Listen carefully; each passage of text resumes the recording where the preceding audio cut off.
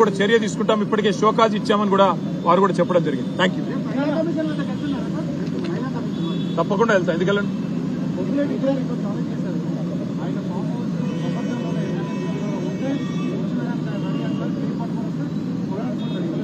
పొంగులేటి గారికి అంత శ్రమ అవసరం లేదు. పొంగులేటి గారికో ఇంకోరికి అంత శ్రమ అవసరం లేదు. FTL బఫర్ లో ఉన్న ప్రతి నిర్మాణం ఇప్పటికే అన్ని సెటిలైట్ మ్యాప్లు ఉన్నాయి. ఆయనంత బాధ కూడా పడాల్సిన అవసరం లేదు. ఎలా చెరువులు పూడ్చి కట్టారో అవన్నీ కూడా సెటిలైట్ ఇమేజెస్ ఉన్నాయి, చూసుకోండి. రంగనాథ్ గారితో మాట్లాడుకోమనండి.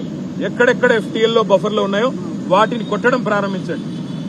పొంగులేటి శ్రీనివాసరెడ్డి గారు, వివేక్ గారు, V6 వివేక్ గారు, అదేవిధంగా KVP రామచంద్రరావు గారు, మధు యాష్కి గారు, పట్నం మహేందర్ రెడ్డి గారు, ఇంకా కేవలం గుత్తా సుఖేందర్ రెడ్డి గారు, వీళ్ళందరి ముందు నేలమట్టం చేసి ఆ తర్వాత సామాన్య ప్రజల మీద పడాలని చెప్పి ప్రభుత్వానికి నా విజ్ఞప్తి. Thank you.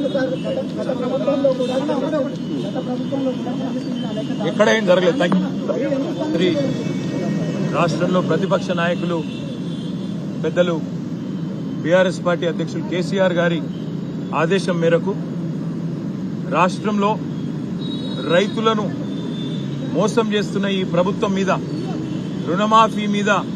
రుణమాఫీ పేరిట మోసం చేస్తున్న ఈ ప్రభుత్వాన్ని ఎండగట్టే క్రమంలో ప్రజాస్వామ్యబద్ధంగా నిన్న రాష్ట్రంలోని అన్ని నియోజకవర్గ కేంద్రాల్లో, అన్ని మండల కేంద్రాలలో శాంతియుతంగా ప్రజాస్వామ్య పద్ధతుల్లో మా పార్టీ నాయకత్వం మొత్తం